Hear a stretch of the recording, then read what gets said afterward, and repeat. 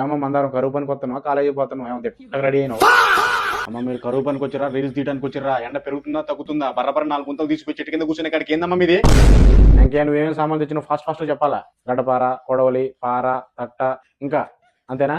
Okay అమ్మ మీరు సామాన్లు తెచ్చుకుని ఇక్కడ చెప్పకపోతే మీకు పైసలు పడవు. మళ్ళీ తర్వాత మీరు నా మీద కయ్యానికి రావద్దు. నాకు చెప్తే నేను రాసుకుని నేను పైకి పంపిస్తే మీకు పైసలు పడతాయి.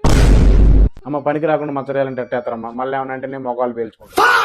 అమ్మ కరువు పనికి వచ్చి గంట సేపు కూర్చొని పోతే డబ్బులు పడవు. మీరు ఎన్ని మీటర్లు తిస్తే అన్ని పైసలు పడతాయి. మళ్ళీ తర్వాత ఆ గ్రూప్ వాళ్ళకి ఎక్కువ పడ్డాయి మా గ్రూప్ వాళ్ళకి తక్కువ పడ్డాయి అంటే మీరు పని చేయకపోతే పైసలు పడవు. మరి పని చేస్తే పైసలు పడతాయి కూర్చొని పోతే పైసలు పడవు. తర్వాత నా మీద కయ్యానికి రా మాకు ఎవరు ఆయా డాక్టర్ పాటలు ఆపరాదా ఏందయ్యా మాకు ఈ గోల వీళ్ళతోనే సాగుపోతుంది. నీ గోల ఒకటి మధ్యలో మాకు.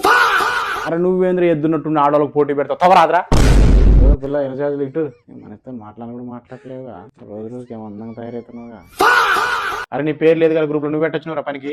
అది అక్క బదులు వచ్చిన అక్క బదులు చెక్క బదులు నేను అడవదు. రేపటి నుంచి నువ్వు కనుక ఇక్కడ కనపడుతుంది నువ్వు కొంచెం చెప్తున్నా ఫస్టే మెక్కగా చెప్పి పోతే రమ్మని లేకపోతే లేదు. ఓ పెదనా కళ్ళు ఉన్నదే పోయే తలాపలంట ఎండకు చచ్చిపోతున్నావు.